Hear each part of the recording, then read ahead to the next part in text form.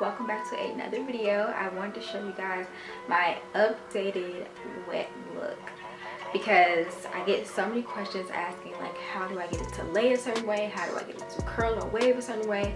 And to be honest with you guys, it's a technique, and for me the key to this technique is working in sections, making sure you're defining every section that you're working in, and molding it properly. Those are literally the 3 tips I can give you guys. So I'm going to demonstrate exactly how I do it. Now my hair has grown out since the last time I made my wet look, or my first wet look tutorial, and I kind of had like some heat stressed pieces and they were like more so wavy than they were like, you know, curling.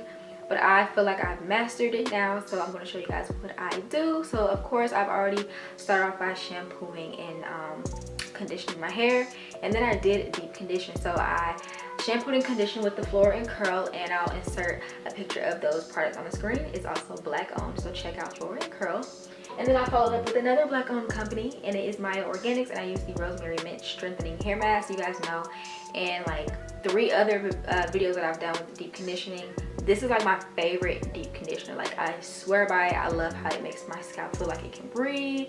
And then I follow up with some oil because I like to treat my hair as if it's a plant, and I like to oil my scalp now before I like do any styles. And I just have a mixture of peppermint oil and castor oil in this bottle. So I've already sectioned my hair off in sections, and I applied my first styler, which is my leave-in conditioner curl cream. Now with this hairstyle, I always have to tell people you want to kind of have lighter products. You don't want to have like super duper heavy creams because you're gonna be using a gel to get it all molded and wavy. So what I use is the Cream of Nature Strength and Shine leave-in conditioner, and this is liquid based. It's a spray applicator. I'm not too crazy about spray applicators, but it works. And then I use the Flora and Curl Activated Lotion. Now I also used this in my previous video, which I will link at the end of this video. I swear by Flora and Curl. Again, you guys are really need to check this out. This smells literally amazing. And it's also lightweight. So I have these 2 in my hair right now, and I divided my hair into 3 sections on each side. Now like I said, the key to this is working in sections. If you are working in sections, I promise you your wet look is not going to look the best. Especially if you have super duper thick and dense hair, you have to work in sections to get it flawless. Now the tools you're going to need, you're going to want a rat tooth comb to, you know, get your part situated. I love a middle part on me. Middle part looks the best on me. And then you're going to want a Denman brush. If you don't have the actual Denman brush, there are some dupes because this one is a dupe. I got this from Beauty Supply Store. You definitely need this. This is literally like the key to this look. And then you're going to want a hard bristle brush, and this is just going to get it, you know, really smooth and molded. All right, so something I want to point out is you want to make sure your hair is pretty wet. I don't want to say like soaking wet, but you want it to be kind of damp. And if your hair is, you know, pretty dry or tends to dry up quickly, you're going to want a spray bottle filled with water. Now mine is still kind of damp, but what I am going to do is just kind of get it a little bit more moist, because this is going to help the gel adhere pretty good on it. Next, for my gel, this is key. This, like, you literally can't even do a wet look without gel if you have super duper thick hair, okay? And especially if your hair is on the coarser side like mine, you need a gel, period, okay? So I like to use the Eco Styler gel, and this is the Curl and Wave gel. I've been loving this gel lately. It has a softer yet firm hold compared to the yellow one. Now, I'm not saying that this is like the one that just makes mine perfect, but I just like to use this one for right now. So what we're going to do first is take that section and we're going to make subsections. So I like to take about this much, pin this away,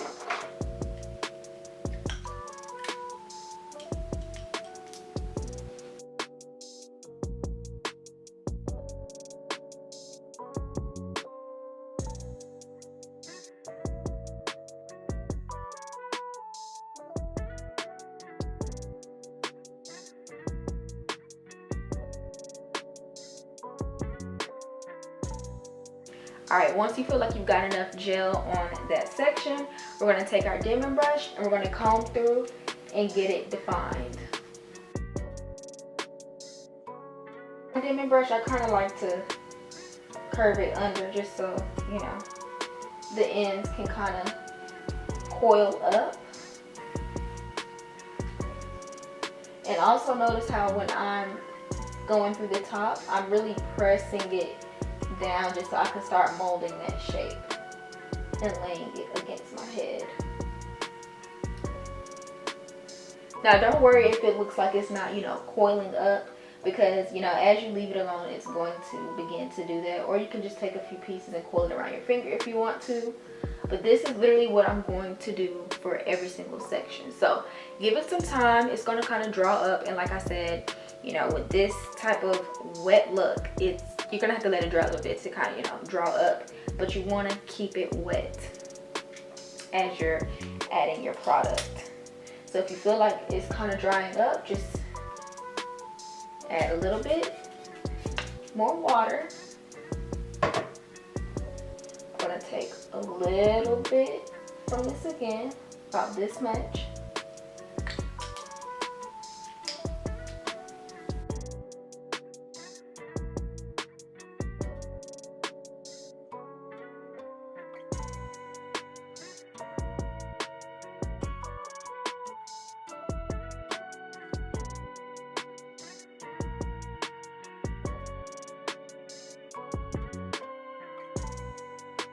Now you also want to make sure you kind of comb that section into the other section that you previously did.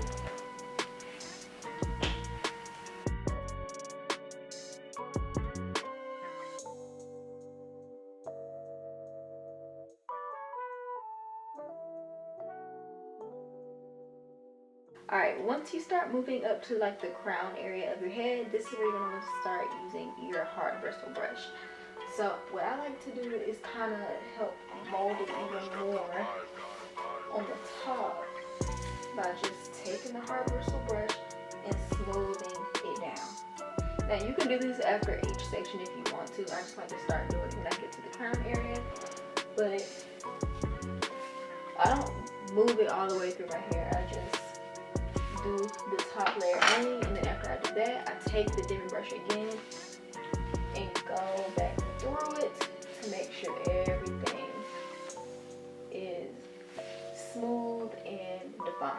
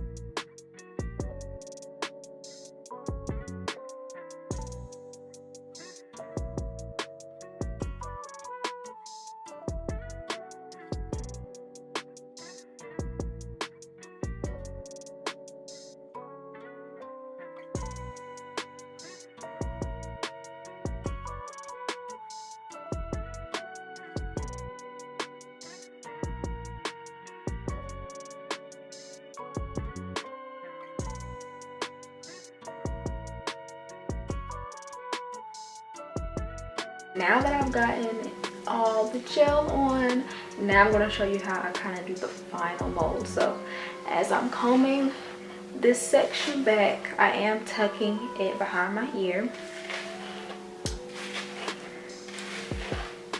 And to get rid of like that kind of deep middle part, just kind of comb it like this if you don't want a middle, or if you don't want a deep middle part.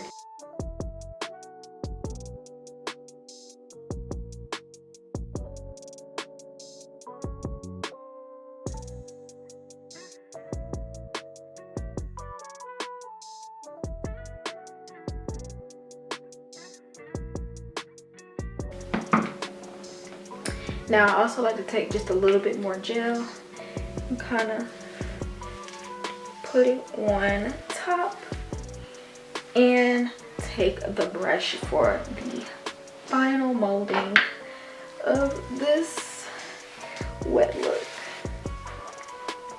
Then I'm going to kind of split it in two just so I can take the dimming brush again and just redefine it after that hard brush.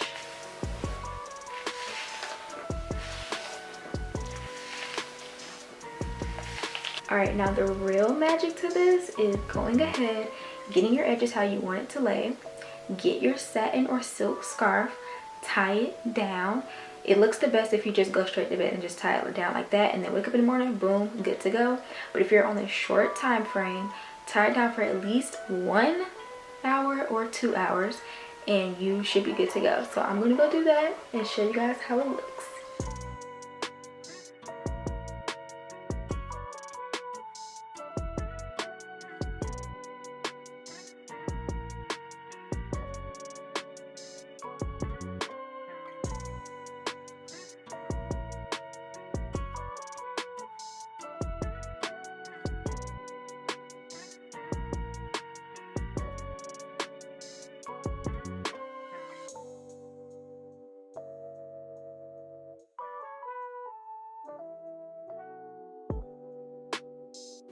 Alright, so these are my results about 2 hours later. It's still wet.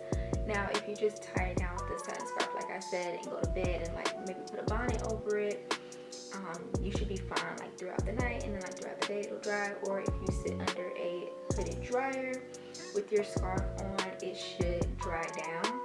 This is a hairstyle for me, since it's like a lot of products that will probably take a good 5 to 6 hours to be like 90% dry, but I'm okay with it. I know it's going to still dry in the exact same mold as long as I tie it down correctly and look really cute for like the next 3 to 4 days. Honestly, that's how long I get out of this hairstyle, and it kind of like depends on the weather too. If it's like super humid, you know, it might puff up a little bit, but it's still wearable. But I love this style. Like, this is one of my go-to hairstyles now. I feel like this is pretty good if you are somewhat transitioning and you have like heat damaged pieces or heat stressed pieces. You can kind of get away with it because it's like a wavy look, you know. It doesn't necessarily have to be coiled and curled up perfectly, so it kind of helps blend a little bit. But I love it. Let me know what you guys think in the comment section down below for this updated in-depth tutorial, and I will talk to you guys later in the next one. Bye.